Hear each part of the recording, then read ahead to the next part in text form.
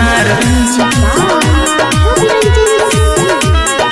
Lover के हमारा धइले बुखार कैसे करी तो सावन के सोमहार लभर के हमारा धइले बुखार कैसे करी तो सावन के सोमहार लभर के हमारा धइले बुखार ओकरे चक्कर में यह भूल दानी ओकरे चक्कर में यह भूल दानी सुन पड़ल बा घर परिवार कैसे करी तो सावन के सोमहार लभर के हमारा धइले बुखार कैसे करी तो सावन के सोमहार लभर के हमारा धइले बुखार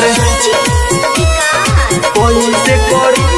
तो सावन के सोमहार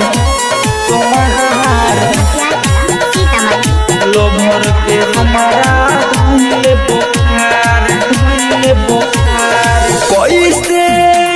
तू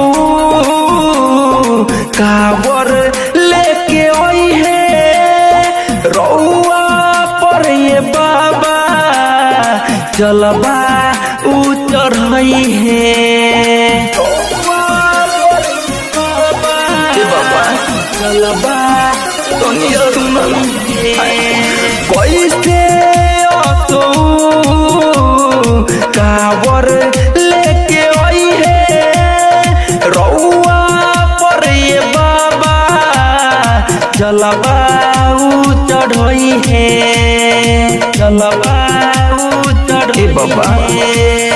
करी कृपा भइल जीवन बेकार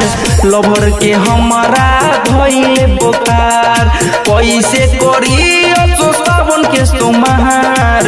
लभर के हमारा धइले बुखार ओकरे चक्कर में यह बोल दानी ओकरे चक्कर में यह बोल दानी सुन पड़ल बा घर परिवार कैसे आई तो सावन के सोमहार लभर के हमारा धइले बुखार कैसे आई तो सावन के सोमहार लभर के हमारा धइले बुखार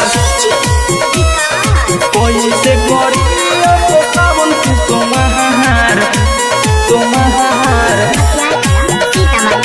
लभर के हमारा धइले बुखार कहेला विकास पूछो अच्छा न लागे ओकरा बिना ए बाबा करो से मन न भावे ओकरा बिना करो से मन न भावे कहेला विकास पूछो अच्छा न लागे ओकरा बिना ए बाबा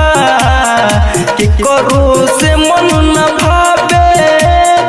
कि करो से मन न भावे देव सुनील गावे गीतिया तोहार लभर के हमारा धइले बुखार कैसे आई तो सावन के सोमहार लभर के हमारा धइले बुखार ओकरे चक्कर में यह भूल दानी ओकरे चक्कर में यह भूल दानी सुन पड़ल बा घर परिवार कैसे आई तो सावन के सोमहार लभर के हमारा धइले बुखार कैसे आई तो सावन के सोमहार लभर के हमारा धइले बुखार डिजिटल रिकॉर्डिंग स्टूडियो मोनियारी वाजा।